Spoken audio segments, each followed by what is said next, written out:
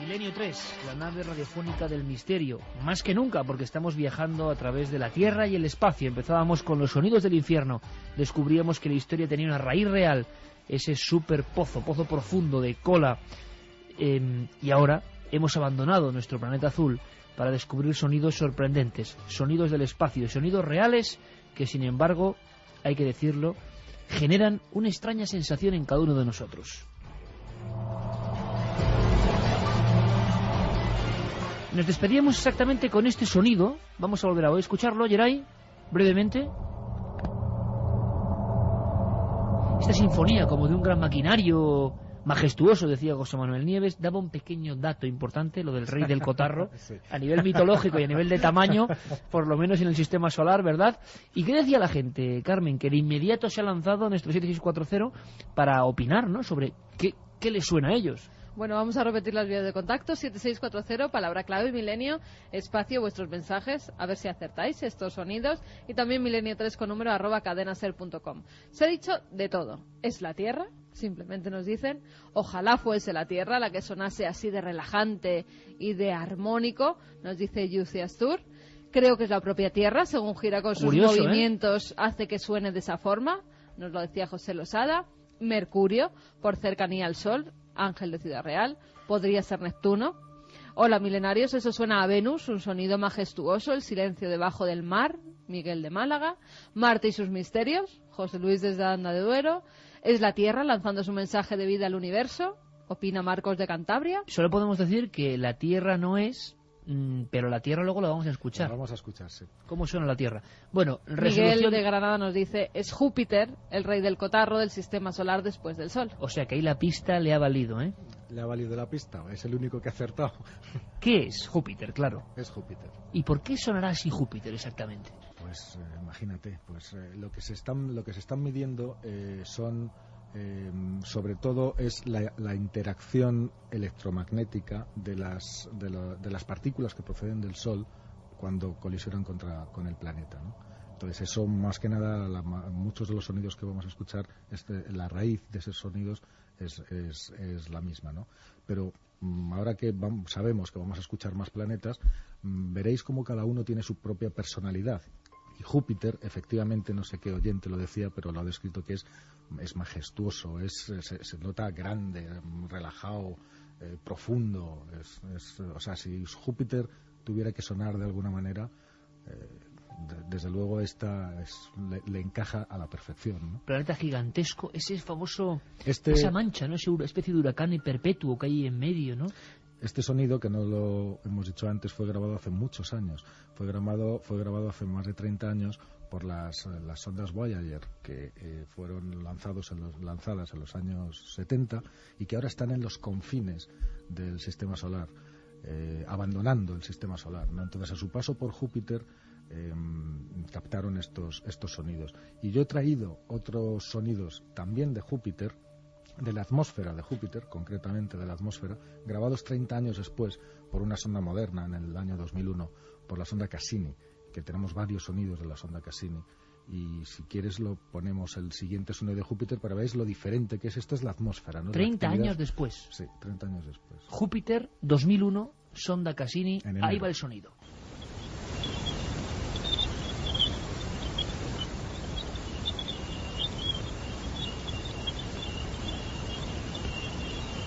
Aquí permíteme que haga un alto en el camino, porque yo decía que uno de estos sonidos me parecían pájaros. Pues es este, sí.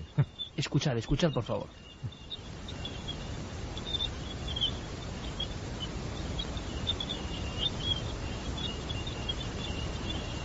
Bueno, Carl Sagan diría el nido a millones de kilómetros de la Tierra, ¿no? Algo así, parece un nido de pájaros. Sí, esto, el origen es, como ves, es de la misma familia de sonidos que el de las leónidas, como os he escuchado antes, ¿no? De partículas que están entrando. Estos sonidos no captan lo que es el volumen del planeta, sino que son sonidos, ya te digo, atmosféricos. Date cuenta que Júpiter es el mayor planeta del sistema solar y su atmósfera es un sistema muy complicado con muchas capas, ¿no? no llegamos a ver nunca el planeta precisamente por lo denso de su atmósfera. Si vemos estas manchas, las famosas manchas de Júpiter, que de repente aparecen y desaparecen y que tienen un tamaño incluso superior al de la propia Tierra, ¿no? Y todo esto se produce en la atmósfera por distintas corrientes, distintas convecciones de los gases que componen la atmósfera de Júpiter, ¿no? Entonces, por eso es interesante. ¿Qué os ha parecido los sonido. pájaros del cosmos? Sí, como pájaros o grillos, ¿no? Eran como una especie Como de... grillos también. Como pájaros metálicos, diría Sí, yo, sí, ¿no? sí, Era sí. algo así bastante extraño.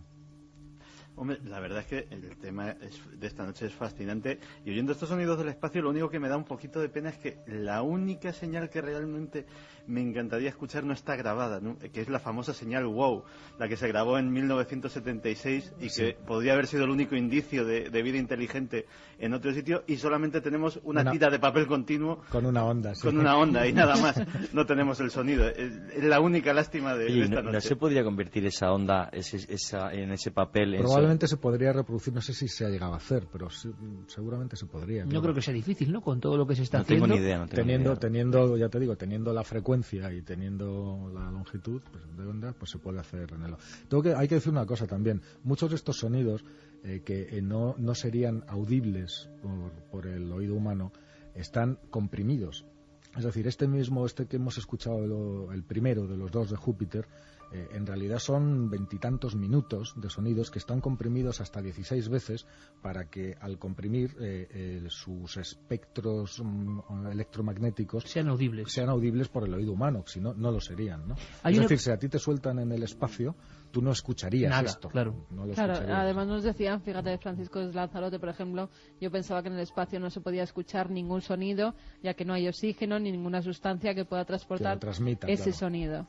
Y por eso tienen que hacerlo, acaba de decir José Es Manuel. una conversión al audible de las ondas que emiten los cuerpos que son grabados, ¿no? Hubo un libro, hablando del tema absolutamente sobrenatural, uno de los libros que impactó mucho en Alemania, de Konstantin Raudive, uno de estos primeros experimentadores cuando, sobre todo en el bloque del este y la Alemania del este, y se creía mucho en la investigación parapsicológica, los poderes de la mente, las voces, y era un título que vale perfectamente para esto, fíjate.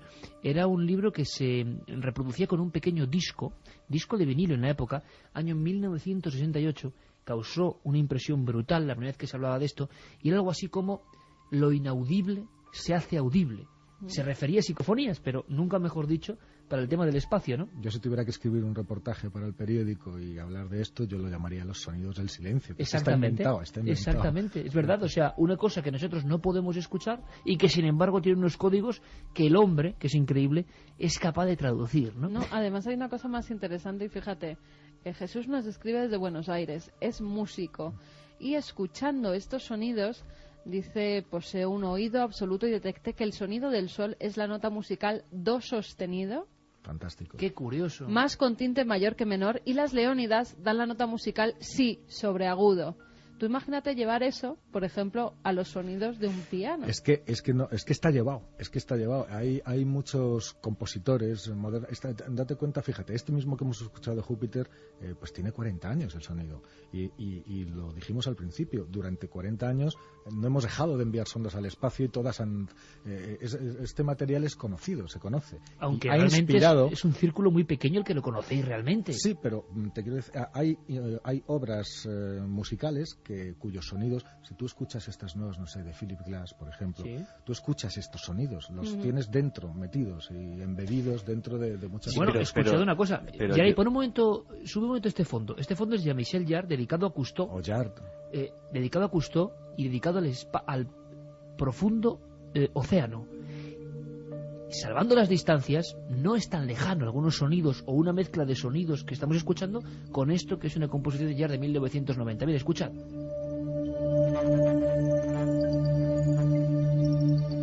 Están esos ecos de fondo, ¿no? Claro, han servido, Es que- como decía Carmen, han servido como fuente de inspiración. Pero es que, No hay me que extraña, pensar en no me una cosa, o extraña. sea, el hombre hace muchísimo tiempo intentó codificar en música cómo sonaría el universo. Claro. Si yo tengo, bueno, por lo menos un caso que recientemente he estado leyendo porque me apasionó.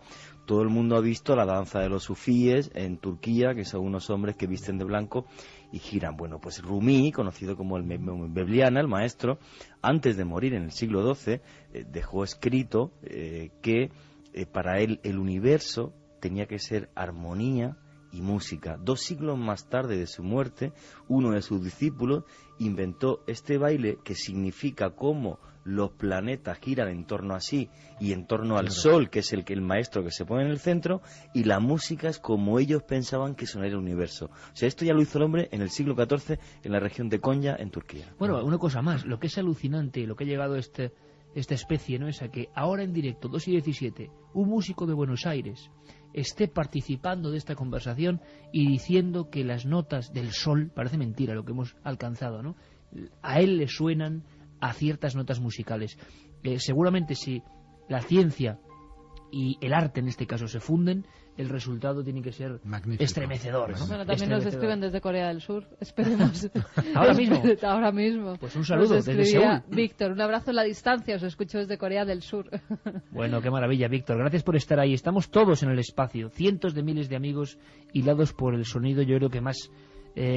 no sé cómo definirlo, ¿no? Fascinante es poco. Seguimos el viaje de la nave, José Manuel, y nos marchamos casi en correlación, ¿no?, por posición. Yo creo que uno de los planetas más enigmáticos, de niños cuando dibujamos el espacio siempre hay uno que le ponemos el anillo, y es una imagen que está en el inconsciente colectivo, ¿verdad? ¿También tiene sonidos? También tiene sonidos. Además, he traído 2 sonidos diferentes de Saturno. El primero es de las auroras boreales de Saturno, que hay unas... están fotografiadas y filmadas en vídeo. Hay unas maravillosas auroras boreales, igual que suceden en las zonas polares en la Tierra, cuando las partículas electromagnéticas procedentes del Sol interaccionan con la atmósfera, producen esas ondas de luz, esas cosas tan maravillosas que son las auroras boreales, ¿no?, que son fenómenos electromagnéticos en la atmósfera, en las capas altas de la atmósfera. Eso también tiene su sonido, también se puede traducir a sonido. Y en Saturno suenan como el siguiente que vamos a escuchar.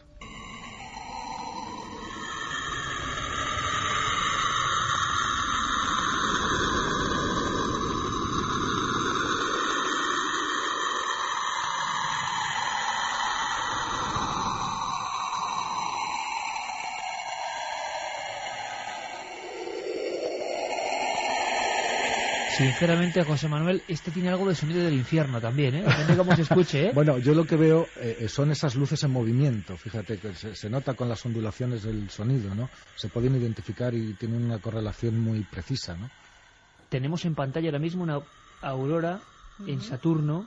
Es impresionante el trazo de color, de algo... Sí, son preciosas. O sea, extrañísimo, ¿no? Date cuenta de que Saturno azul, es ¿no?, mucho más grande que la Tierra, y las auroras también son mucho más espectaculares, ¿no? No todos los días se escucha una sinfonía del espacio. Escuchad, esto es Saturno.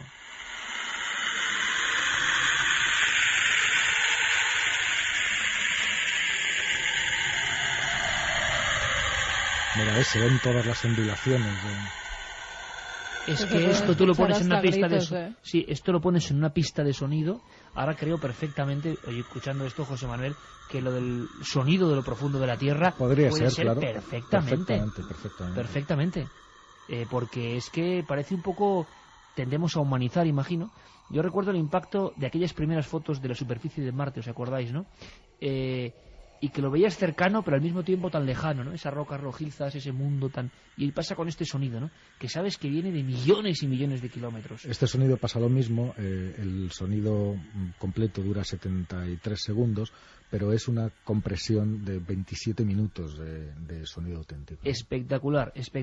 Tenemos más de Saturno. Claro, y tenemos de ese elemento que es el absolutamente... Los anillos. Veréis qué diferencia, porque los anillos de Saturno que están compuestos también por partículas y por polvo y por restos, se piensa que también de una luna que no se llegó a formar, ¿no? Y que de tantos choques unos con otros tiene diferentes anillos, y en cada uno de ellos hay un tipo de partículas o de pequeño polvo distinto. Se nota muchísima más actividad y es mucho más violento el sonido de los anillos. Carmen, ya lo verás. Yo sonido relacionaba con algo relajante. Lo digo porque antes antes pensabas que era Júpiter. Sí, pues fíjate qué relajante es. Verás. Bueno, anillos de Saturno. Tantas veces los hemos dibujado y esta noche los escuchamos.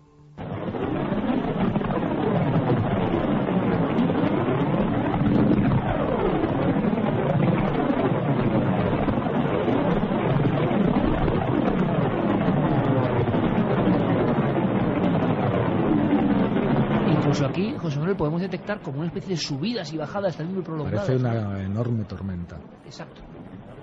Una tormenta cósmica lejanísima. Si a mí me dicen, por ejemplo, que el Es sol... un terremoto, ¿eh? Claro, suena así, sí me lo creo. Sonar la tierra. Sí me lo creo. Fíjate, escucha.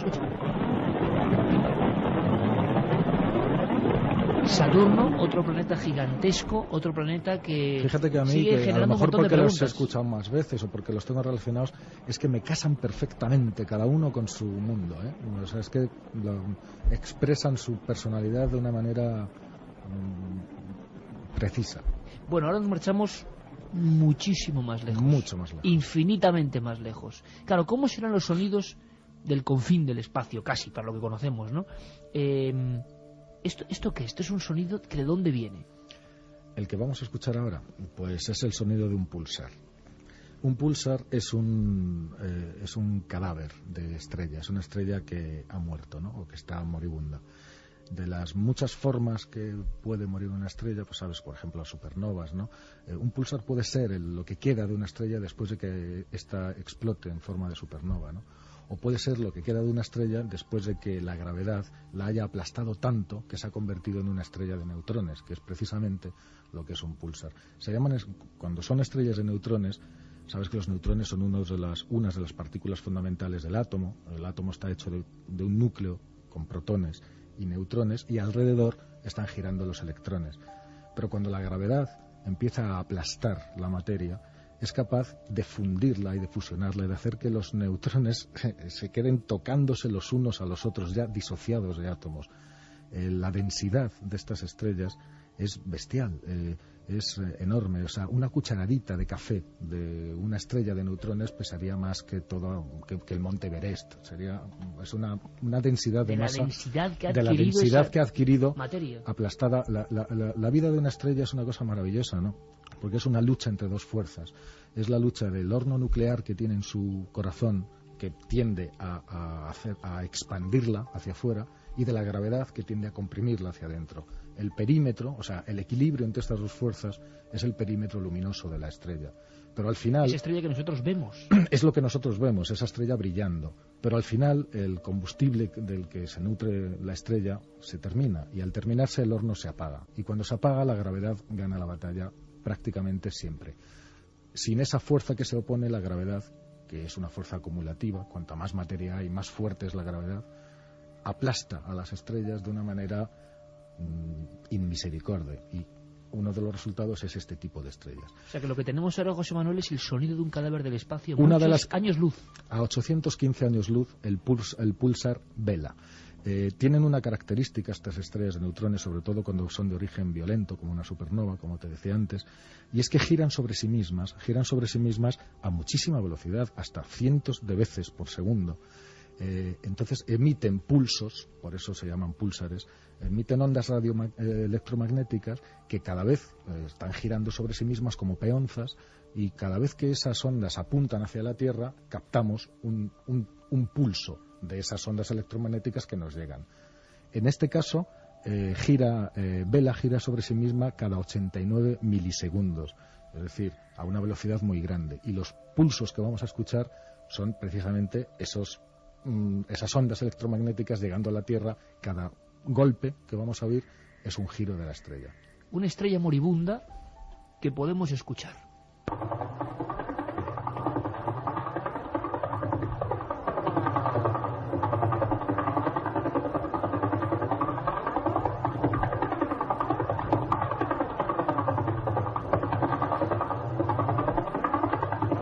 Y 26, veo las caras de mis compañeros, de Juanji y de Carmen ahora. 815 años luz. 815 años luz. Veo sus caras además como una especie como de inquietud, de fascinación, de melancolía al mismo tiempo. La gran pregunta es cómo el hombre, esta especie tiene algo de maravilloso indudablemente, ha logrado captar el sonido de un mundo que seguramente jamás podrá visitar, ¿no? Jamás. Date cuenta de que cada año luz son 9,6 billones de kilómetros. Y eso viene de allí, por favor, vamos a escucharlo, esto es increíble.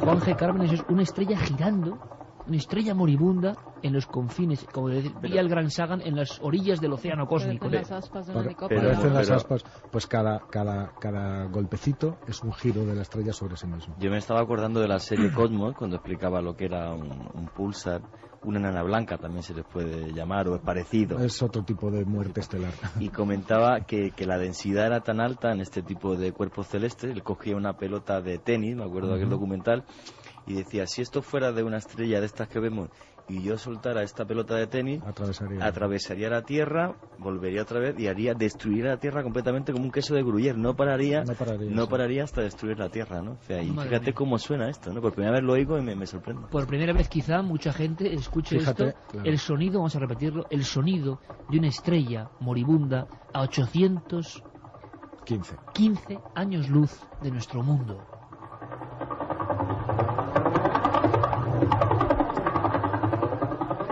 Pocas palabras, ¿no? Para añadir a esta noche de sonidos, Júpiter, Saturno, las Leónidas, el Sol, casi el corazón de la Tierra, pues quedan cosas. Es el sonido más denso, bueno, como corresponde ahora, hace poco, bueno, el sábado pasado Luis Álvarez conectaba con un viaje que estaba haciendo en Ginebra, un lugar que tú bien conoces, José Manuel, ese gran acelerador de partículas. Sí, el CERN, claro que sí. La gente dice que se está buscando el origen del universo. Bueno, y este origen tiene un sonido o tiene unos ecos. Ese sonido tiene alguna especie como de reverberación todavía hoy, y ya no me puedo creer casi esta noche que esos sonidos se pueden escuchar. Claro que se puede.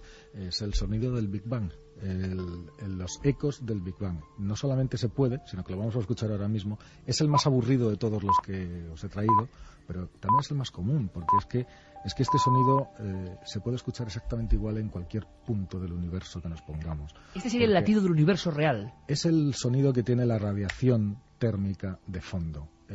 Se llama así a los restos, la gran explosión del Big Bang que se produjo hace la friolera de 13.700 millones de años, nos produjo una violencia radiactiva enorme. O sea, se sabe ya hasta la fecha más o menos del Big Bang, eso yo no sabía. Se sabe la más aproximada, más aproximada que fue medida por los satélites COBE de la NASA y su heredero, son 13.700 millones de años. 13.700. ¿Y ese eco qué Entonces, el eco de aquella enorme explosión es una radiación que permea todo el universo entero, porque claro, antes no había universo, había un punto. El universo se sigue expandiendo ahora mismo como consecuencia de aquella gigantesca explosión, por lo tanto, esto que vamos a escuchar es el sonido más común de todo el universo. ¿Te habías escuchado esto alguna vez, Santiago? Jamás. Mira que hemos escuchado cosas, ¿eh? Sí, pero fíjate que es curioso, hablando antes de música, muchos de estos sonidos me recordaban al sonido de un instrumento muy poco conocido, del teremín, el único instrumento que se toca sin tocarlo. Sí, sí. Que se hace, además, en el aire. Efectivamente, a través de un campo magnético que detecta la posición de las manos del ejecutante y puede ser que incluso que se pudiese con este instrumento interpretar esta música cósmica, sería un experimento interesante. Ya sería increíble. Bueno, vamos a escuchar el aburrido pero grandioso. Bueno, exactamente, aburrido pero caramba, en el fondo es el sonido del que todos somos hijos, ¿no? El sonido madre, sí. Vamos a escuchar ese sonido madre.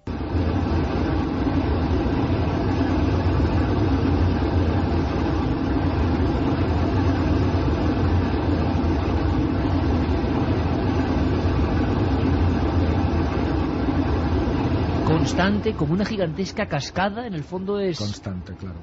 Constante. Esto es... Iba a decir la vida, pero tampoco es la vida, es la realidad, ¿no? No, esto es lo que queda de aquella gigantesca explosión. Y que sigue prolongándose.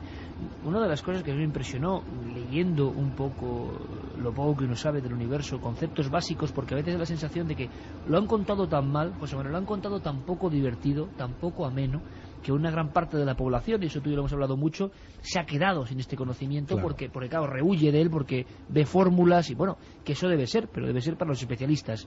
Y sin embargo, cuando uno sabe que en cierto momento de la historia, no hace tanto tiempo, empiezan a ver que hay una especie como de leyes, que el alejamiento del espacio, de alguna forma, tiene una especie de lógica, empiezan a pensar que todo se expande desde un punto original. ¿Y hasta cuándo se expandirá?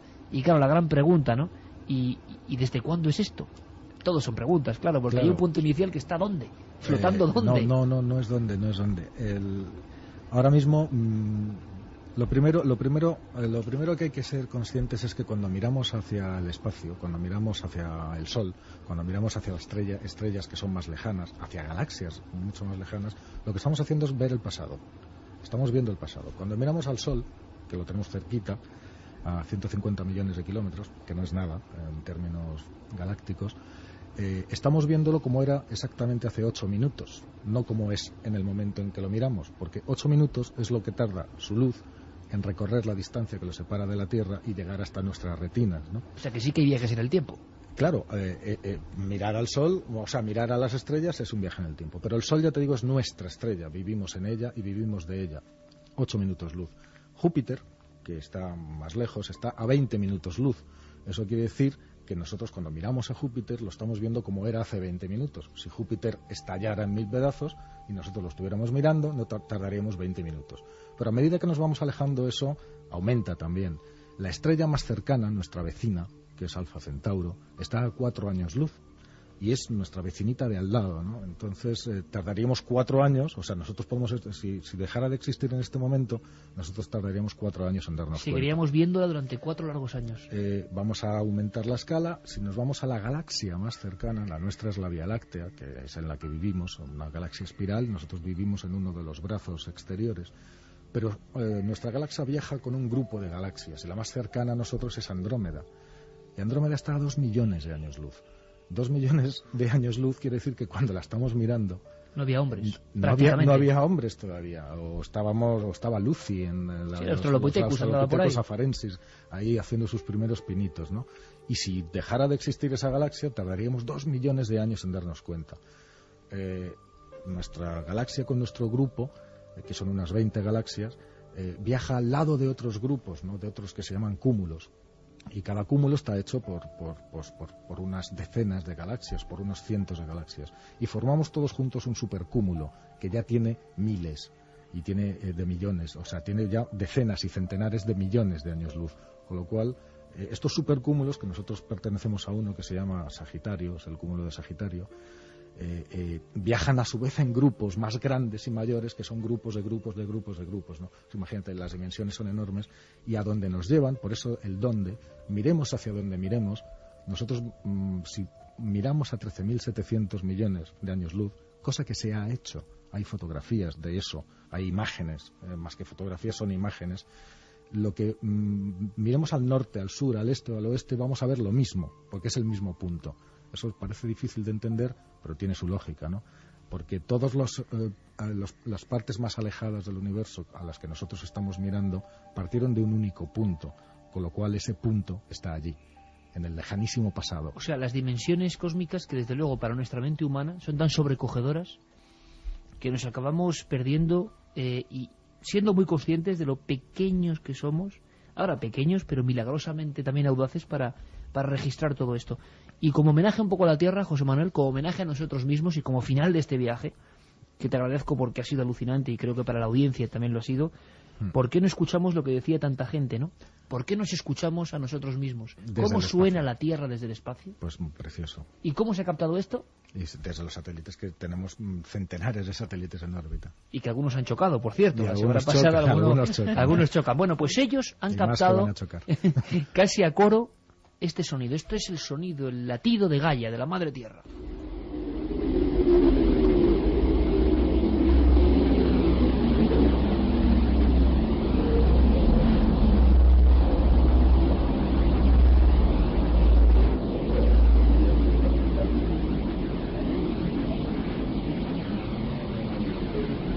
Podríamos concluir, José Manuel, con aquello de, y creo que lo decía también Carl Sagan, ¿no? Que somos, nuestro organismo, nuestra realidad está compuesta de ese polvo de estrellas. Hemos sido una especie, somos una especie que ha ido diferenciándose de la naturaleza. El milagro es que miró a las estrellas como si añorasen, ¿no? El lugar donde procede, pero lo alucinante es que hemos llegado a grabar, a sentirlas, a escuchar el espacio y a poder ponerlo a otros congéneres. Yo creo que eso es un viaje maravilloso. Sí suena la Tierra, ¿no? Suena como un viento cósmico, sí, ¿no? Como ves, cada mundo tiene su propia personalidad. Ahora que hemos escuchado varios, nos podemos dar cuenta de eso, ¿no? O sea, son inconfundibles. Igual que lo son a la vista, también lo son al oído. Totalmente. Bueno, ¿qué os ha parecido, chicos, el viaje? Tremendo. Me parece increíble cómo ¿Tú el sacas universo... ticket para una segunda vuelta, no, Juanje? Bueno, por favor, pero ya. Pues podríamos Fíjate, hacer un día hay otros mucha sonidos. gente que dice que le dan más miedo estos sonidos que cualquier tema extraño de los que hablemos. Pues es muy interesante. Y nos vamos a guardar sonidos. ¿Qué te parece, José Manuel? Nos vamos a guardar sonidos, porque hay sonidos de las profundidades, sonidos de un sinfín de cosas, repito, científicas, Sí. que nos hacen asomarnos a un espejo infinito.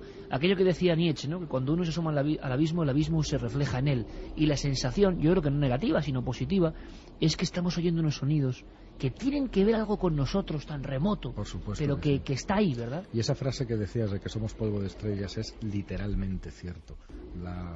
El 99% de la materia ordinaria, es decir, de la que está hecha de átomos que hay del universo, es hidrógeno. Y todo lo demás sale de las explosiones de las supernovas y de las muertes de estrellas. O sea que, evidentemente, la materia sólida de la que se hace la Tierra, los planetas, tú y yo, las sillas, las mesas, procede de las estrellas. O sea que todos somos estrellas, no Sí, solo sí. algunos, desde luego. Lo somos. José Manuel Nieves, jefe de Ciencia y Tecnología de ABC. Menudo lección, menudo viaje, yo te lo agradezco enormemente, el equipo también y los oyentes también, que es lo importante. Con la nave de la radio en la cadena SER hemos abandonado el planeta azul, hemos viajado por planetas, hemos escuchado cometas y seguro que podemos hacer experiencias de este tipo de aprendizaje. Yo, de verdad... Bueno, estoy tan emocionado que a ver si mañana, hombre, te pasas por el plató de Cuarto Milenio y nos hablas de algún animal inmortal que está causando mucho impacto. No me cuentes nada.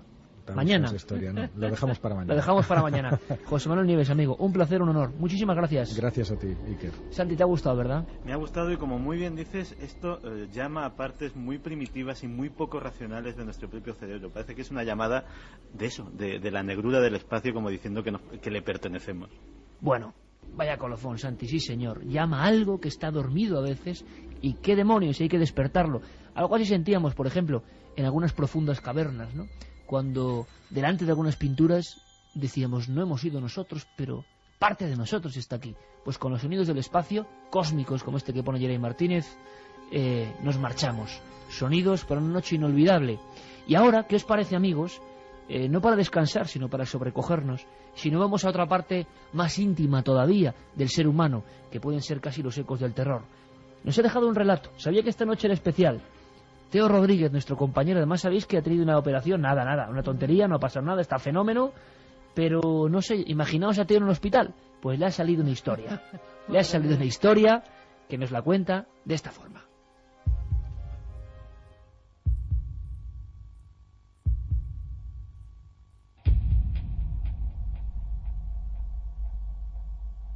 ¿No sabes lo que ha pasado? ¿No recuerdas nada? ¿No sabes dónde estás?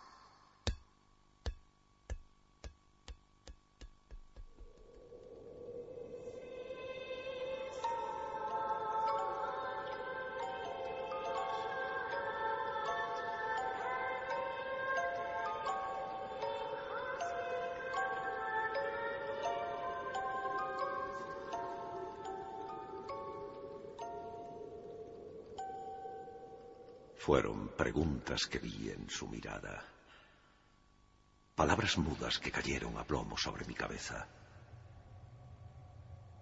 Conocía aquel lugar.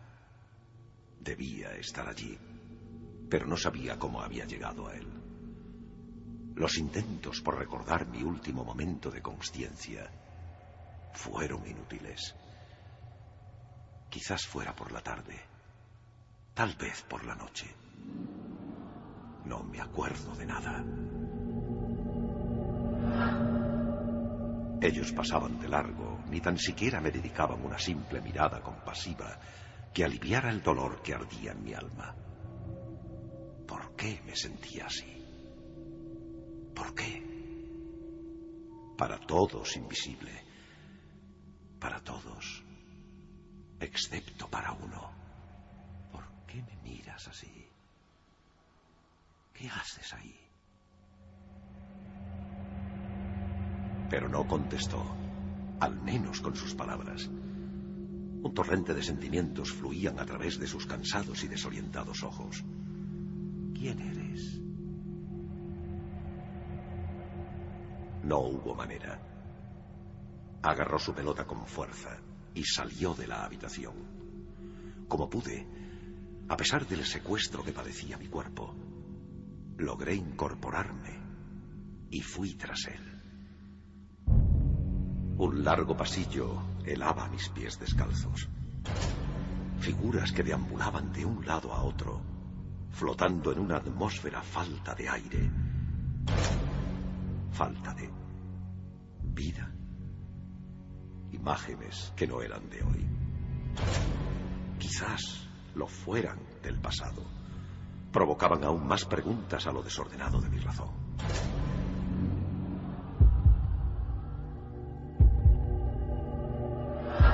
¿Quién tenía delante?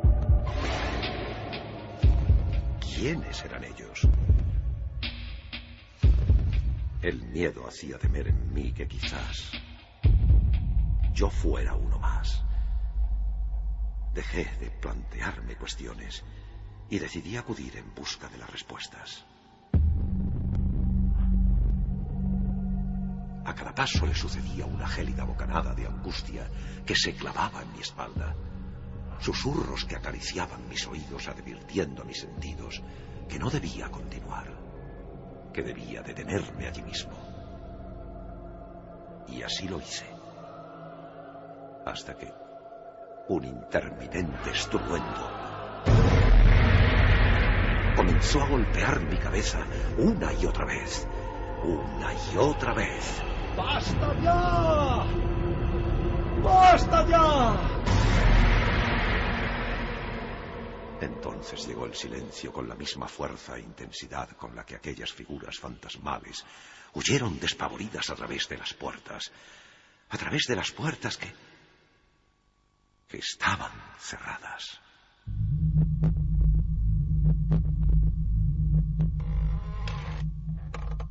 De repente una de ellas se abrió muy despacio. La que estaba al final del pasillo. De ella surgió una pelota blanca que, rodando en perfecta línea recta y disminuyendo paulatinamente su velocidad, se detuvo justo ante mis pies. No dudé en agacharme y cogerla. Cuando me incorporé, allí estaba él, bajo el marco de la puerta, con su mirada, con su quietud, con esa mueca silenciosa capaz de paralizar el tiempo. Toma, ¿es tuya? Caminó hacia atrás, perdiéndose en la oscuridad de la habitación que había tras la puerta de la que surgió. Esta se cerró. Una sensación, más que un acto ordenado por la razón, hizo que caminara hacia aquella puerta. Apoyé la mano sobre el pomo. Antes de girarlo, pegué mi oído en busca de algo que me contara lo que sucedía al otro lado. Si hubiera hecho caso a las señales sonoras, podría decir que allí no había nada, que no había nadie, pero sí había alguien. ¿Era? ¿Qué le pasaba? Lleno de cautela, sigiloso como un gato, abrí la puerta.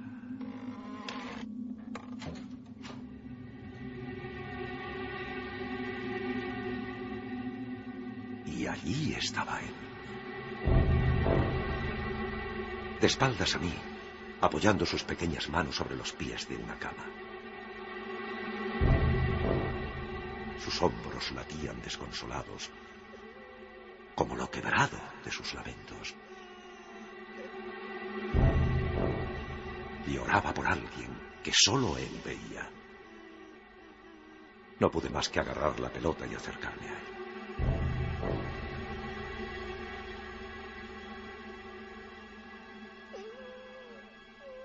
Pequeño, toma. Creo que esto es tuyo. Es tu pelota, ¿no? El pequeño dejó de llorar. Sin girarse comenzó a murmurar algo.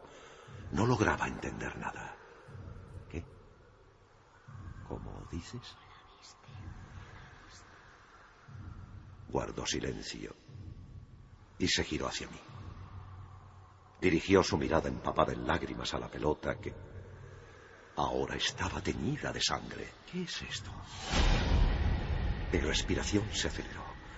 Mis manos temblaron hasta dejar caer la ensangrentada pelota sobre un charco de dolor que casi cubría por completo mis pies. Un estado incontrolado de ansiedad siguió con la mirada los movimientos de aquel niño que bordeó la cama, hasta detenerse en uno de los laterales. ¿Por qué no la viste? No. No podría creerlo. Eso no era posible. ¿Por qué no la viste? El pequeño comenzó a gritar cara con cara, refiriéndose a quien yacía tumbado sobre la cama. ¿Por qué no la viste? Era el propio niño. Él era quien estaba tumbado sobre la cama. Si el pequeño había encontrado su cama, ¿dónde estaba la mía?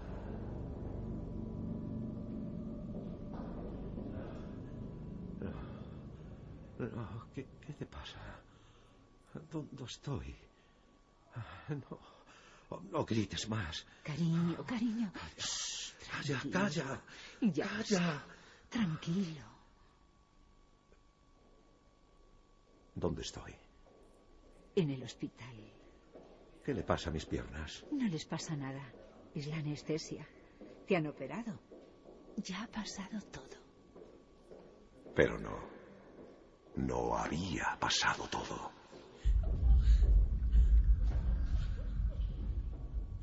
¿Qué ha pasado? Pobre mujer. Su hijo, un niño de 7 años, jugaba en el parque con su pelota, se le fue a la carretera y el pequeño corrió tras ella y con tal mala suerte que una moto... Él no la vio. ¿Cómo dices, cariño? Pero... El niño. Él no vio la moto. No la viste. ¿Verdad, pequeño? ¿Con quién hablas? Autoridades que dan datos concretos.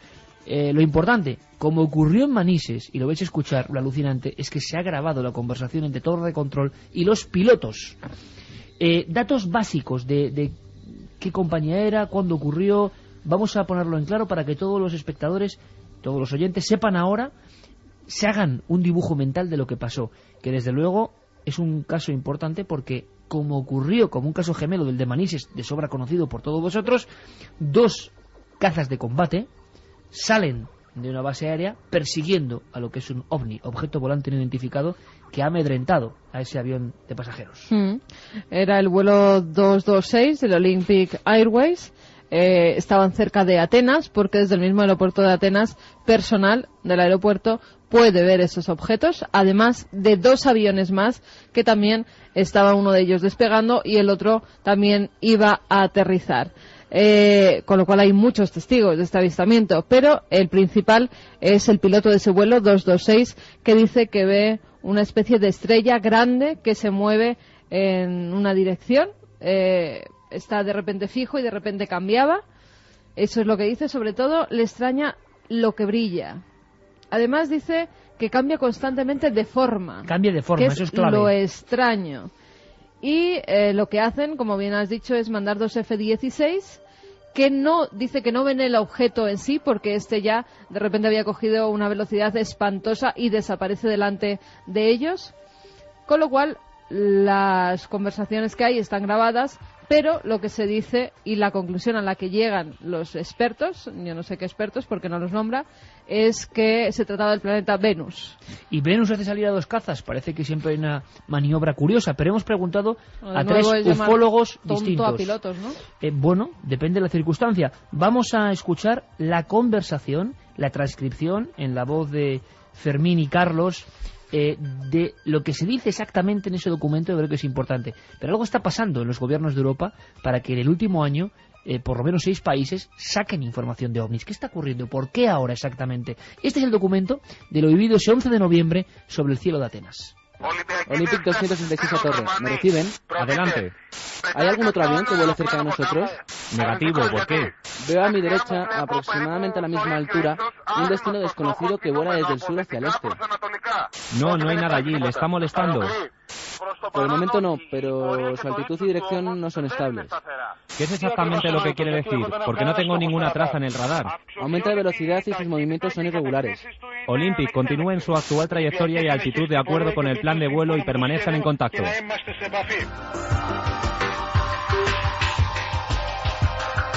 Voz de Armas sobre el Mediterráneo, lo que habréis escuchado sí que es la traducción de nuestros compañeros, pero las voces, la transcripción de lo que ocurrió entre el avión y Torre de Control. Hacía mucho tiempo que no escuchábamos un documento nuevo de este tipo. Hemos preguntado a 3 ufólogos bien distintos, cada uno con ideas muy distintas, y podéis sacar conclusiones. Ellos analizan el caso de esta forma. El primero, nuestro compañero Javier Sierra. Bueno, mi impresión es que algo está sucediendo en los departamentos de defensa y en los ministerios responsables de la seguridad nacional de toda Europa, porque de un tiempo a esta parte todos ellos están liberando información relacionada con objetos voladores no identificados de reciente factura, casos recientes, casos que no estaban en los listados clásicos de los investigadores y que aportan una luz interesante sobre este misterio. En el caso en particular que nos ocupa, la luz que arrojan es que el fenómeno OVNI sigue comportándose exactamente igual que hace 20 o que 30 años, de manera elusiva, siendo detectado por pilotos tanto profesionales civiles como profesionales militares. Y, hombre, el asunto de Grecia tiene su gracia porque la fecha de aparición de este objeto que impulsó la salida de 2 cazas F-16 para detectarlo se produce coincidiendo con un aniversario que a los españoles nos es muy afín en cuestiones ufológicas. El caso griego fue el 11 de noviembre de 2007, el 11 de noviembre de 1979, otro OVNI obligó a aterrizar en emergencia a un avión de pasajeros en el aeropuerto valenciano de Manises y también provocó el despegue de un avión de combate, en este caso un Mirage F-1, desde la base aérea de Los Llanos en Albacete.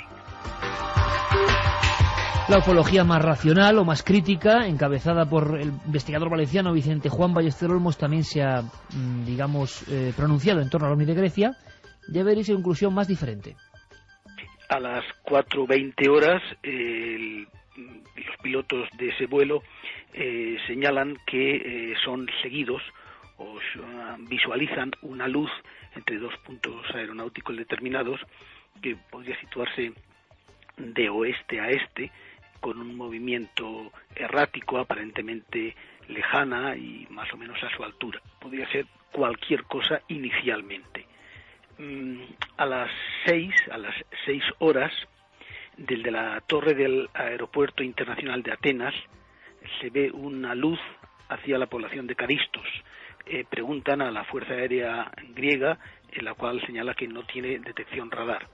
A las 6:02, desde la estación de radar de la montaña de Parnita, se observa un objeto, un fenómeno luminoso que califican como una estrella.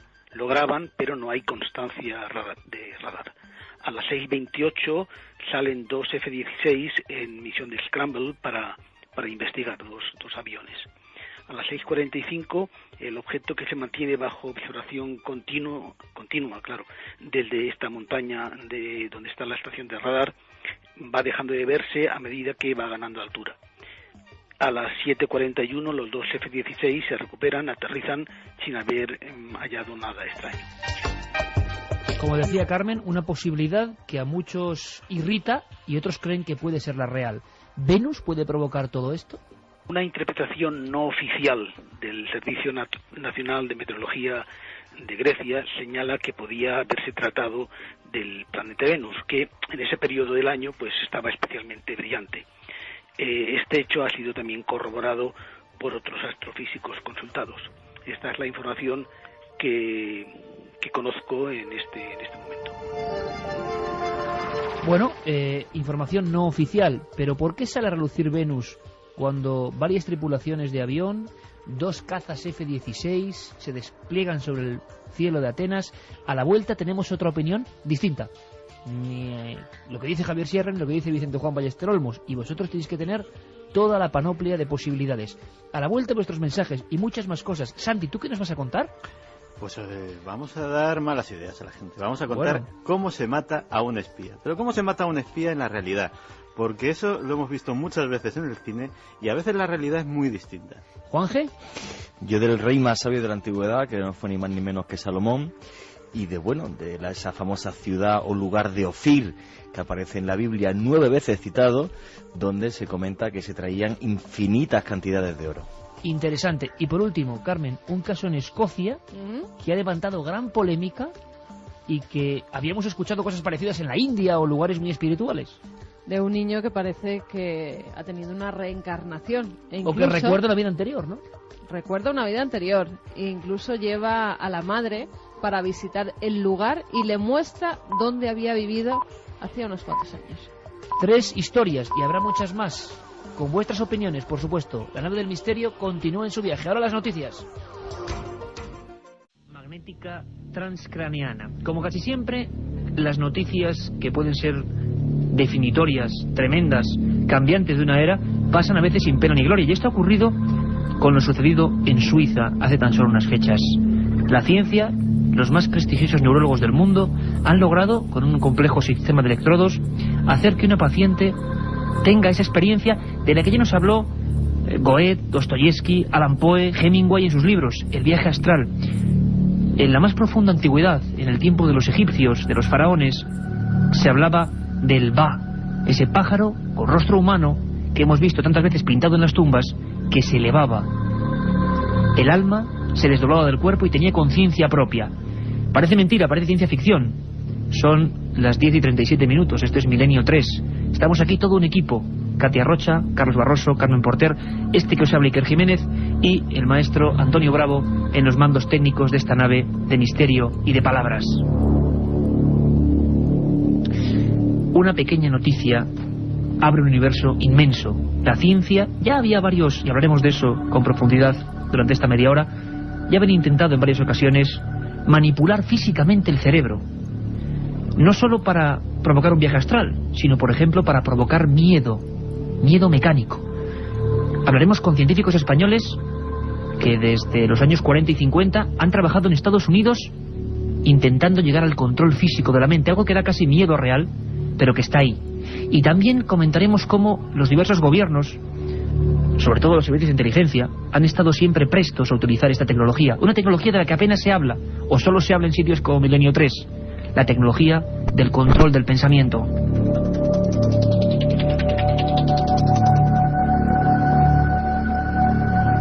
Y ahora vamos a escuchar una música, una sintonía muy concreta, con la que vamos a presentar a nuestro invitado hoy en la penumbra del Estudio 1.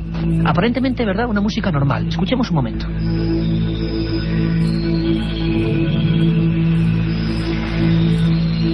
Estos acordes tan suaves sirven, según sus creadores, y muchos de ellos relacionados con la ciencia, para crear estados alterados de conciencia. Don Javier Sierra, director de la revista Más Allá, compañero de este equipo, bienvenido, buenas noches. Buenas noches, bien hallado. ¿Qué es esta música, Javier? Bueno, esta música es una música que ha sido diseñada con una tecnología muy especial. Se llama Emisync y supuestamente, si se escucha en las condiciones adecuadas, a través de auriculares con un tono elevado, puede llegar a provocar casi un milagro, que es la sincronización de la actividad de nuestros dos hemisferios. Los dos hemisferios cerebrales funcionan cada uno con una frecuencia distinta. Escuchando esta música, que tiene acordes distintos, digamos, por el lado derecho y por el lado izquierdo, podría llegar a estimular y a estabilizar la frecuencia a la que trabaja nuestro cerebro y provocar una salida astral.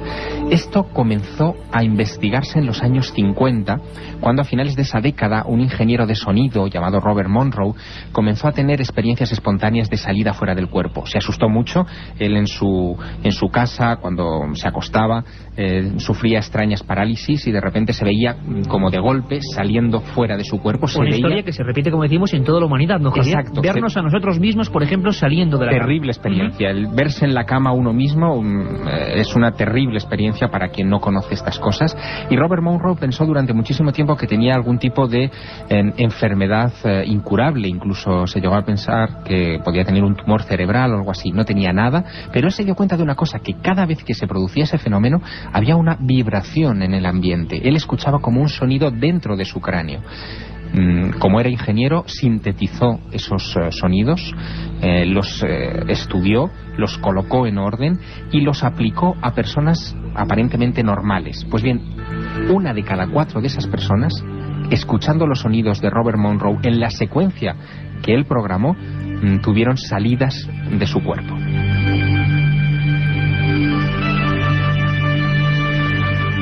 La ciencia persigue hace tiempo la manipulación del cerebro, del pensamiento, de las emociones. Lo que ha ocurrido en Suiza este mismo año, hace unas fechas, no es nuevo. Se habla de los experimentos del doctor Michael Persinger, psicólogo de la Universidad de Ontario en Canadá y jefe del grupo de neurología que realizó experimentos desde el año 95. Experimentos tremendos, incluso muy visuales, porque había un casco con electrodos que, emitiendo una serie de corrientes en el lóbulo temporal, conseguían que los pacientes escépticos y completamente alejados del misterio tuvieran, por ejemplo, visiones horrorosas, alucinaciones imposibles de desdoblar de la propia realidad, o incluso esa sensación liviana que tanto hemos escuchado, ese túnel, esa luz, ese desprenderse del cuerpo que tantos nos cuentan en las experiencias cercanas a la muerte. Es increíble, pero esto está ocurriendo. Persinger decía que, al menos en 7 años de estudio, ha habido, manipulando el cerebro, 3 vías muy distintas. Una, que pulsando determinada zona de nuestro cerebro, ese gran desconocido, tenemos las sensaciones místicas, o que probablemente se equiparen a las de los místicos. Incluso podríamos llegar a provocar, según Persinger, heridas en el cuerpo, que la mente sufriese tanto que se provocaran heridas en el cuerpo. Otra sería satisfacción sexual, muy curioso, pulsando simplemente uno de estos electrodos. Y otra, bienestar. Pero ¿cuántas otras vías extrañas hay en el cerebro y la ciencia está investigando sobre ellas?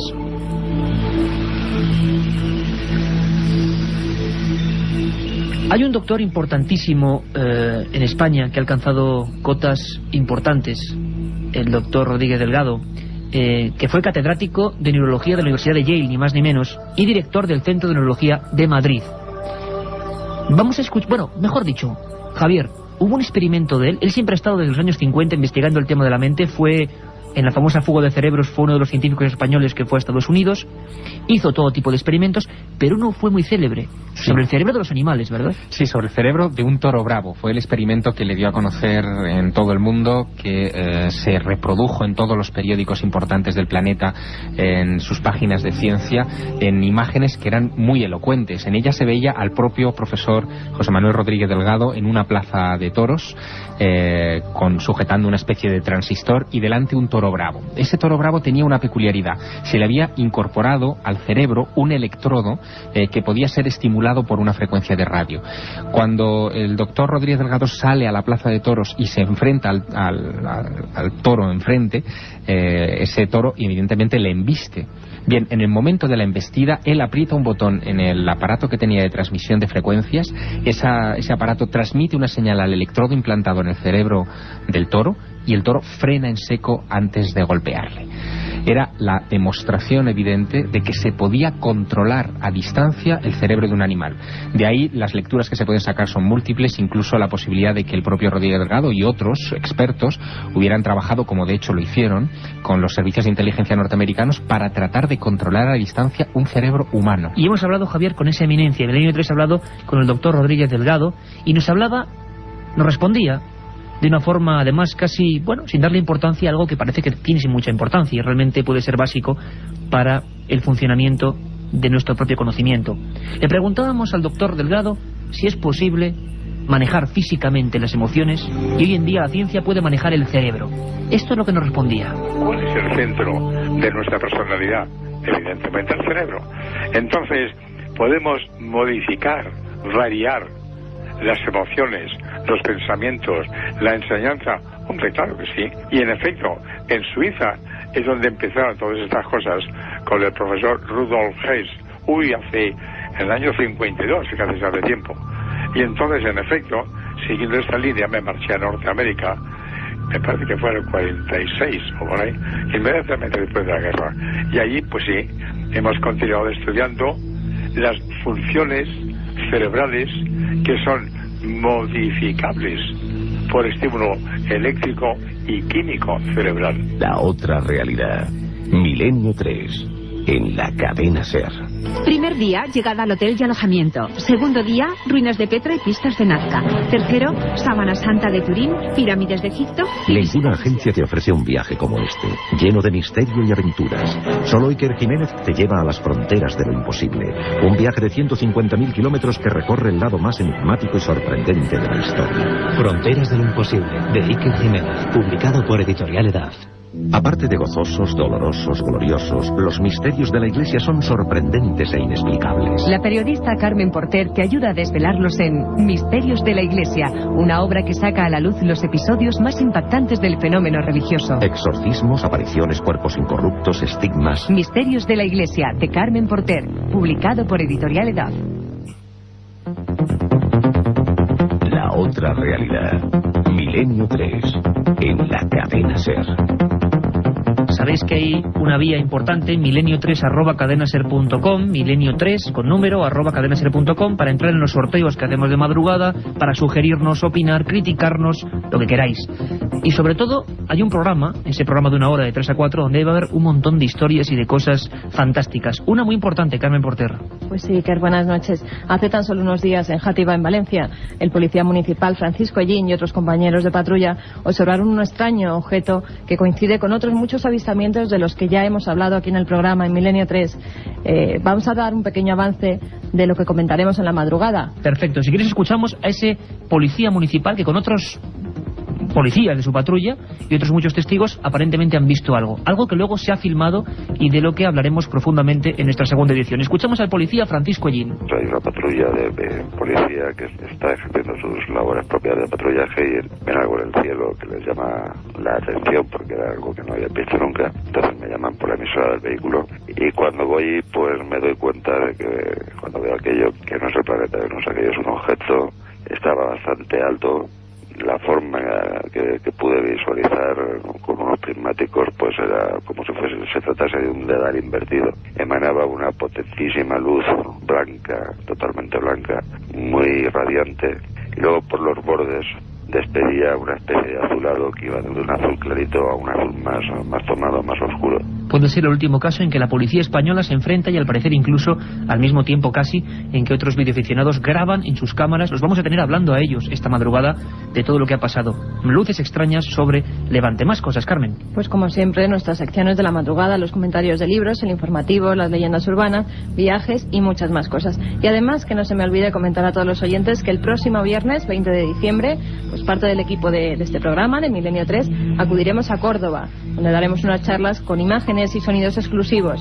El lugar, la calle Doctor Rodríguez Maya 8. Calle Doctor Rodríguez Maya 8 y la hora a las 8:30 de la tarde. Este viernes, 8:30, el equipo de Milenio 3 se va a Córdoba. Os esperamos. Don Javier Sierra, seguimos con esta música fantástica que nos has traído, que supuestamente produce esos elementos. El doctor suizo Olaf Blank, de ese hospital prestigiosísimo universitario de Ginebra, dice que en estos estudios que han hecho que una paciente en plena vigilia, no dormido, en plena vigilia, se desplace, digamos, su alma, lo que sea, salga del cuerpo y se vea ella misma y describa a los médicos. Este Olaf Blank, director de este experimento, decía que cree que en nuestro cerebro, esa gran caja de sorpresas que nadie controla, hay una zona llamada gyrus angular derecho, que podría ser la que provoca los fenómenos paranormales, la sensación, no estamos dando una explicación, decimos lo que dice este doctor, la sensación de encontrarnos, por ejemplo, con un ser extraño, con un fantasma. Algunos de estos pacientes, Javier, llegaron a tener visiones terribles, como hemos dicho, que no dividían de la realidad y que eran un fraude, que eran simplemente un botón y una pulsación. Los gobiernos, imagino, los militares, han tenido interés por estas temáticas, ¿verdad? Claro, mucho. Fíjate que la noticia que ha saltado estos días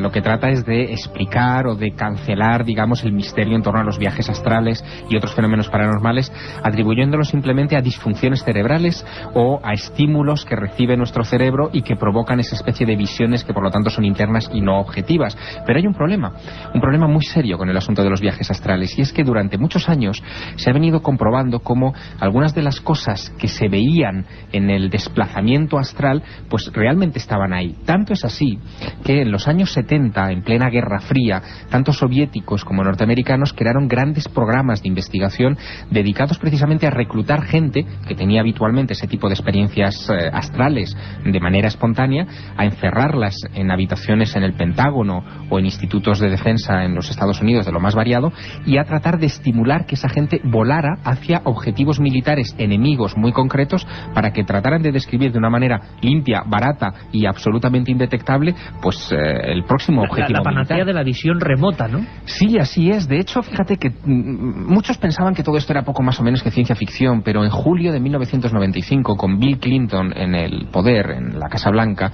se desclasificó un paquete de 240 páginas de información secreta en la que se hablaba precisamente de este tipo de experimentos, donde se reconocía haber invertido la friolera de $20 millones en un periodo de un par de años para investigar precisamente este tipo de cosas. Y unos días después, el expresidente Jimmy Carter, premio Nobel de la Paz recientísimo, reconocía que efectivamente se habían utilizado ese tipo de psíquicos para todo tipo de cosas. Por ejemplo, él recordaba Jimmy Carter, que en 1979 un caza de los Estados Unidos se estrelló en Zaire y los satélites no eran capaces de localizar el punto exacto del impacto. Jimmy Carter recurrió a ese personal especial con el que estaba trabajando en esos momentos el Pentágono, y un psíquico llamado Pat Price detectó las coordenadas exactas donde estaba el avión siniestrado, dio las características exactas de cómo estaban desperdigados los restos de ese avión, y al cabo de pocas horas los satélites ubicaron con precisión el objetivo. Es decir, una cosa absolutamente asombrosa. Es muy curioso, Javier, porque incluso nos hemos metido a fondo en este enigma del desdoblamiento del cuerpo, que da para un programa y para muchos más, evidentemente, pero por ejemplo, doctores universitarios en Holanda hicieron una experiencia entre el año 88 y el año 92, experiencia en 344 pacientes con paro cardíaco y diagnóstico de premuerte o muerte clínica. El 18%, que no es moco de pavo, había tenido lo que se llama ECM, experiencia cercana a la muerte. Hablaremos de ello y con médicos españoles que están investigando a nivel científico, pero casi todos ellos veían la escena del túnel de luz la sensación de haber sido como aprehendidos, como si alguien quitara parte de su cuerpo y se lo llevara siempre hacia arriba. Bien, es exactamente lo mismo, o aparentemente lo mismo, que lo que se ha descubierto, o lo que digamos se ha hecho público en Suiza. Nunca sabremos qué diferencia hay entre lo que se hace público y lo que se sabe ya. Entramos en el mundo de la conspiración, el mundo del espionaje, el mundo de lo militar, de los proyectos secretos. Hubo uno cuyo nombre da pavor, unas siglas terribles, MK Ultra. Y en este programa hay una persona, don Santiago Camacho, que es nuestro experto, yo creo que es el mejor investigador hoy en día en España en este asunto, serio, riguroso, y le hemos preguntado a don Santiago Camacho qué es el MK Ultra y realmente qué tiene que ver con eso de manejar físicamente la mente humana. El gran programa oficial para intentar el estudio del control físico y químico de la mente se llamaba MK Ultra. Fue un proyecto de investigación de la Agencia Central de Inteligencia Americana, con el cual se pretendía ni más ni menos que descubrir mecanismos a través de los cuales el cerebro humano pudiera ser dirigido como se dirige un cochecito con un mando a distancia, hacia determinadas actitudes deseables por los servicios de inteligencia. De hecho, uno de los propósitos últimos de MK Ultra era la creación de asesinos programados o agentes secretos que ni siquiera supieran que lo son, personas que tenían acceso a información muy delicada, pero que no sabiendo ellos mismos de su propia condición de agentes secretos, eventual interrogatorio, no podrían, mejor dicho, delatar ningún tipo de datos. Esos datos, a través de un trance hipnótico o de el empleo de diferentes drogas, luego saldrían como si revelásemos una película fotográfica virgen. Se experimentó con el uso de implantes cerebrales, electrodos, experimentó con el uso de drogas. Con la combinación de estos métodos con la hipnosis, se experimentó también con el empleo de todo tipo de radiaciones, de microondas, etcétera, para poder controlar un cerebro a distancia. Y curiosamente se desarrolló cierto número de armamentos que ahora mismo se encuentran en fase experimental y que parece ser que se han utilizado incluso para disolver manifestaciones pacifistas, todo este tipo de cosas, en los cuales mediante el sutil empleo de radiaciones de microondas se podían inducir cosas como náuseas, desorientación, sentimientos de temor a un grupo humano. Temor, náuseas, terror a un grupo humano por la técnica y la ciencia humana. Tremendo, Javier, el proyecto MK Ultra, al que prometo que dedicaremos un programa íntegro. Pero sin embargo, en el otro bloque, era una especie de guerra fría en lo paranormal, hubo también este tipo de tentativas, Javier. ¿Hubo un interés del bloque soviético por adentrarse en el control de la mente? Desde luego que lo hubo, y de hecho una de las grandes preocupaciones que tenían los servicios de inteligencia norteamericanos era cómo protegerse de esas incursiones enemigas, de esos supuestos espías astrales del bloque comunista. Y por eso ellos crearon su propia división, llamaron técnicamente a todo esto, para no llamarlo viajes astrales y que no tuviera connotaciones místicas, lo llamaron, qué curioso término, bilocaciones de visión remota. Ese era el término, digamos, técnico que se empleaba en los servicios de inteligencia norteamericanos. Y se consiguieron cosas curiosísimas. Por ejemplo, aquel mismo año de 1979, en el que Carter descubre ese avión en Zaire, ocurre otra cosa. Otro de los sensitivos descubre algo curiosísimo. En un astillero, en el mar Báltico, en el astillero de Severodvinsk, descubren cómo se está fabricando un submarino soviético dentro de una gran campana de hormigón que era imposible penetrar por parte de los satélites. Y lo que ven esos sensitivos es algo curiosísimo. Ven que es un submarino nuevo con unas toberas diagonales que no sabían exactamente para qué servían. Los técnicos descubrieron que aquellas toberas eran para lanzar armas nucleares en un submarino que podía estar desplazándose en cualquier océano del mundo. Algo que solo sería confirmado unos 4 meses después por los satélites espía cuando ese submarino zarpó del astillero. Curiosísimo, realmente curiosísimo. Incluso también tenemos nociones, historias, comentarios que nos hablan de que los antiguos místicos, las personas completamente al otro lado de la ciencia, podemos decir, incluso en España ha habido casos muy concretos, han tenido experiencias brutales, idénticas a lo que nos indica la ciencia, idénticas a lo que en Suiza se acaba de producir, desdoblamientos del cuerpo, elevaciones, levitaciones, éxtasis diversos donde se ven todo tipo de figuras que son las mismas que ahora la ciencia puede producir. El mundo de la mística, Javier, hablaremos de eso mucho. Hay ejemplos clarísimos de bilocación o de separación de un cuerpo, digámoslo así, en casos tan célebres como el de la monja y sabemos de Jesús de Ágreda, ¿no? Y sabemos una cosa importante que esta noche queríamos dejar así como de fondo, ¿no? Que la música es capaz de provocar esos estados alterados de conciencia y que en lugares especiales, con una acústica especial, templos sagrados, tanto católicos como de otras religiones, templos antiguos en el antiguo Egipto, olores como el incienso, la luz controlada, etcétera, podían provocar esas salidas al mundo astral. Una cosa importante, Javier, se habla incluso de los canteros del misterio de las catedrales, de personas que entraban en estados alterados de conciencia donde se combinaban elementos como la poca luz, la luz dirigida, repentinamente había unos ecos muy concretos en unas piedras muy concretas. Podría ser quizás que el cerebro de esas personas entrase en esa especie de umbral en el que ahora la ciencia se está aproximando, que esos místicos sufrieran esas experiencias que la ciencia... Lo que nosotros hoy conseguimos con estimulaciones directas del cerebro a través de electrodos, en la antigüedad se conseguía precisamente con estos, entre comillas, efectos especiales de la antigüedad, que era crear el ambiente propicio para que la mente volara en libertad. Música como esta, Javier, que nos has traído y que además ha compuesto este grupo que tú decías, realmente del Instituto Monroe, ¿sí? Exactamente, para hacer que algunos hombres y mujeres en ese experimento pudiesen, digamos, desdoblarse, ¿no? Sigue siendo un enigma la noticia, como hemos dicho, pasó sin plena gloria, en un hospital suizo, una mujer de 43 años, en plena vigilia, con los mejores neurólogos del mundo, unos electrodos en su cerebro, unas descargas eléctricas y la sensación perfecta de desdoblarse del cuerpo, subir hacia el techo y describir perfectamente la operación, los trajes, digamos, todos los elementos de cada uno de los enfermeros. La ciencia se acerca a lo que hace poco era prácticamente tabú, maldito, digno de las hogueras del medievo.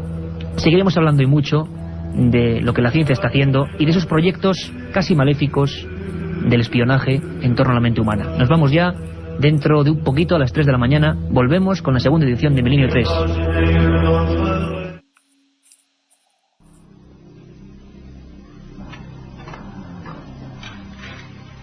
Pascuala Alcocer, la criada de 16 años, se ha girado mirando hacia atrás.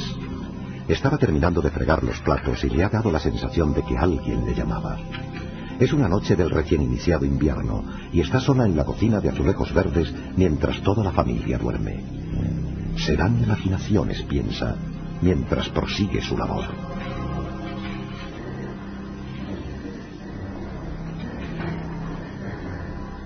Desde el marco de la puerta comprueba que todo está en su sitio y pulsa el interruptor de la luz.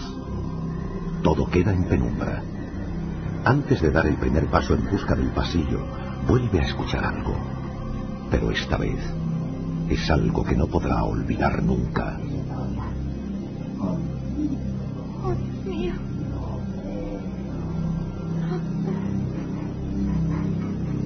No hay margen de duda.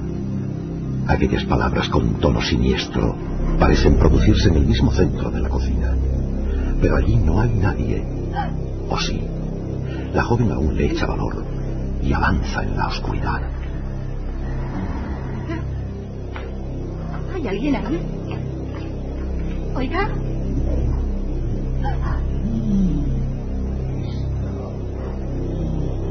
¿Hay alguien? Justo al darse la vuelta, esta vez más cerca, casi notando un aliento rozándola, escucha una risa siniestra que deja a la criada sin aliento.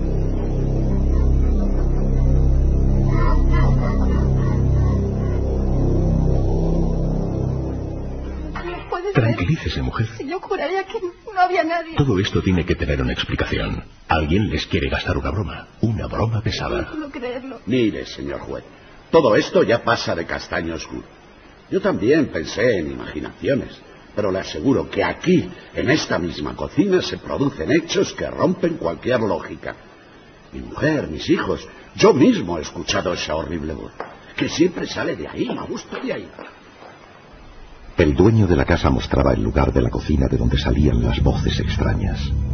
El juez de distrito de Zaragoza, Pablo de Pablos, no podía creerlo.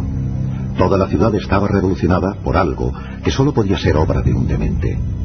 Una familia asustada, la prensa llena de titulares refiriéndose a un duende, y aquel hombre respetabilísimo, el señor Palazón, señalando con mano temblorosa hacia la hornilla que hacía de respiradero de humos del edificio. La voz y la cara de espanto del jefe de la policía armada, que bajaba de la azotea, le sacó de sus pensamientos. Pablo, hemos registrado cada piso, cada tubería, cada hueco del edificio y nada. ¿Pero cómo que nada? No lo entiendo. Nada, señor. No hay orificios perpetrados con berbiquís o medios similares. Se ha aislado el edificio y ya sabe lo que ha ocurrido. Lo hemos convertido en un búnker. Son mis hombres los que ya no comprenden la situación y esperan órdenes. Efectivamente, esa misma madrugada, con 17 policías custodiando la casa número 2 de la calle Gascón de Botor, la voz había vuelto a escucharse. Y esta vez amenazando directamente a los allí presentes. Según el reloj del jefe de la policía armada, ocurrió a las 3:16.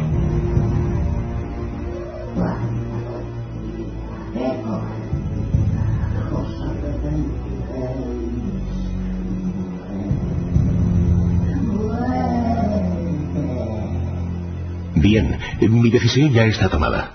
Comuniquen de inmediato con el gobernador civil. Ordeno desalojar toda la manzana y seguir vigilando noche y día. ¿Entendido?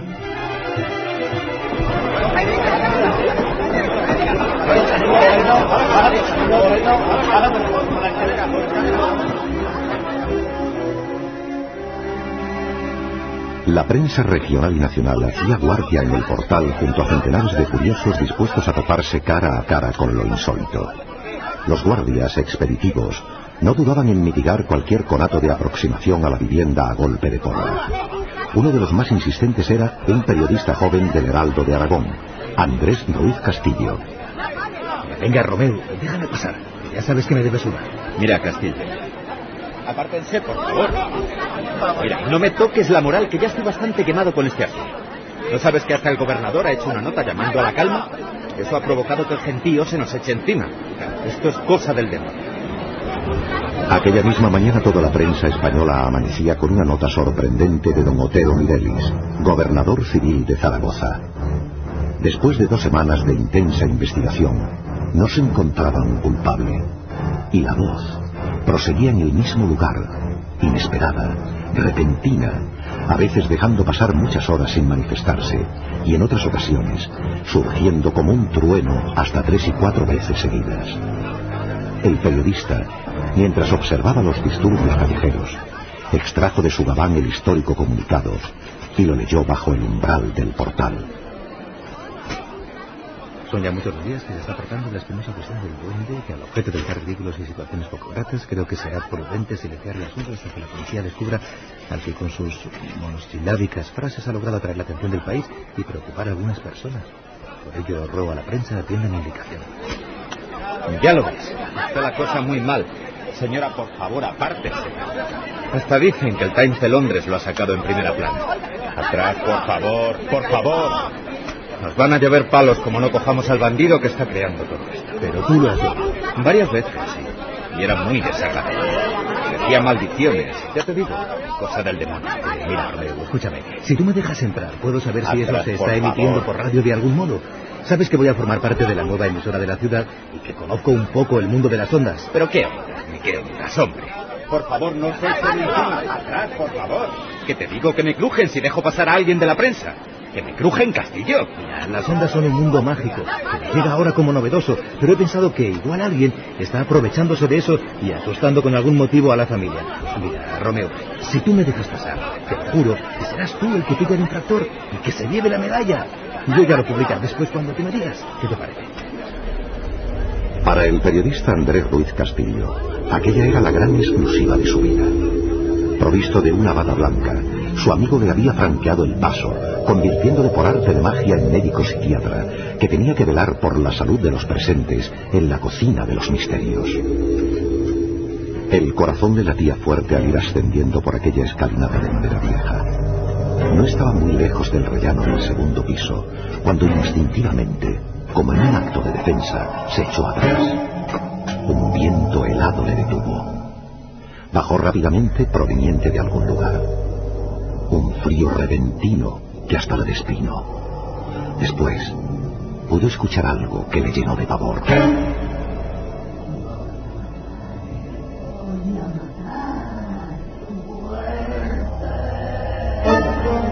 Por un momento tentado estuvo de girar sobre sus pasos y echar a correr.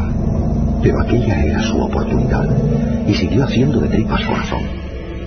Abrió lentamente la puerta, y entonces vio una escena que jamás podrá olvidar. En la vieja cocina, con las armas reglamentarias empuñadas, 4 policías apuntaban en dirección a la hornilla. De pronto, ante el espanto de todos, la luz se apagó. Y entre las tinieblas surgió con más fuerza que nunca aquel tono tan familiar. Todos vosotros vais a estar muertos, abominados por los habitantes de esta casa.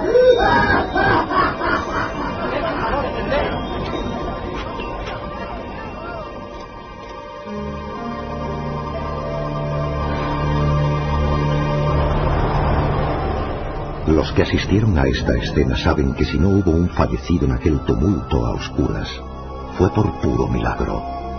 La voz siguió lanzando sus malos augurios, al tiempo que los 5 presentes, los 4 policías y el periodista, llegaban abajo como el alma que lleva el diablo. Algunos se palpaban el pecho, con los ojos casi saliéndose de las órbitas, sin poder dar crédito a lo que habían escuchado. Mientras tanto, Andrés Ruiz Castillo se guardaba disimuladamente la cámara fotográfica tras haber realizado instantáneas de todo aquel ambiente irrepetible. Mientras, en otro lugar, el problema seguía vivo. Bien, señores, seré sincero, yo ya no sé cómo actuar. Se ha demostrado que no era la sirvienta a quien primero acusamos con la débil teoría de la ventriloquía inconsciente.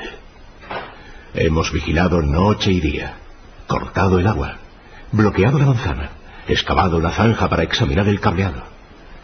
¿Me quieren decir qué demonios podemos hacer ahora? Yo tengo una idea, señor juez. Algo que no es científico, pero que nos puede dar una solución. Es el último clavo al que aferrarse. Yo lo llamo mediunidad hipnótica. Es seguro que la propuesta del doctor Baltasar Riera no se hubiese aceptado en otras circunstancias. Acudir a una doctrina tan poco conocida y arriesgada como el espiritismo y la hipnosis de manera oficial hubiera sido motivo de durísimas críticas. Pero tanta era la angustia por resolver el enigma que finalmente se mandó llamar a una mujer de un pueblo de la provincia, conocida por sus extraordinarias dotes, para entrar en trance. Su nombre, Asunción Álvarez. Ya lo noto. Ya percibo la presencia. Ya está cerca. Ya ¿Qué es? Doña Asunción, ¿qué es? El doctor, como el resto de los presentes, incluido el jefe de la Brigada de Investigación Criminal desplazado desde Madrid, miraban asombrados a una mujer aparentemente dormida. Todo permanecía a oscuras, y aquella escena digna de otro tiempo se desarrollaba en total secreto. De pronto, sonaron unos golpes que hicieron retumbar las paredes. ¡Quietos! ¡Quietos, por favor! No saquen sus pistolas. Permanezcan agazapados, cada uno en su sitio. Por favor. Este experimento es muy importante y esto puede ser algún tipo de comunicación. Es maligno. Es algo maligno. Está aquí. Está aquí. ¿Cómo dice? Doña Asunción, ¿quién está aquí? ¿Se trata del duende? Es maligno. Está aquí. Está aquí para traerlo. ¡Muerte! Está sufriendo una hernia. ¡Pidan auxilio! ¡Despierte! ¡Asunción, despierte! Encienda la luz y traigan un vaso de agua y una toalla, por favor. Está muy mal. Asunción agonzaba en su extrañeza. Su orondo rostro se había arrugado como si repentinamente hubiese envejecido 50 años. La risa era rígida y los ojos, como dos huevos, parecían querer salirse de las órbitas, sin rastro de pupila, completamente blancos. Soy yo. ¡Qué tanta policía! ¡Qué cobardía! ¡Soy yo! Tiene pulso. ¡Llamen al hospital! ¡Vais a morir! ¡Vais a morir! Esta mujer agoniza. Se me muere. Por favor, llamen al hospital, rápido. Por el amor de Dios, ayúdenme. Muerte para todos.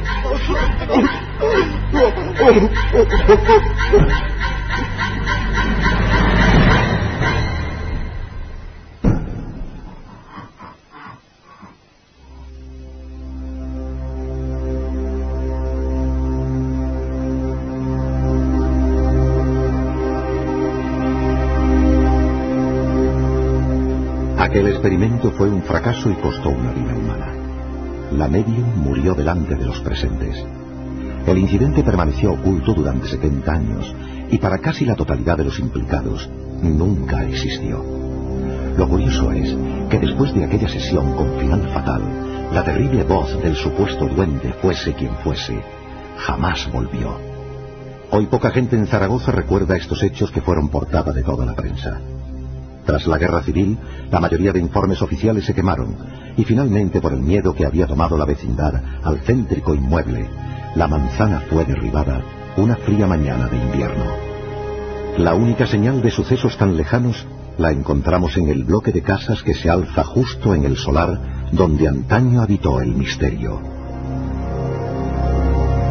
Aún hoy, si nos acercamos a su entrada, podemos leer en letras doradas: Edificio Duende.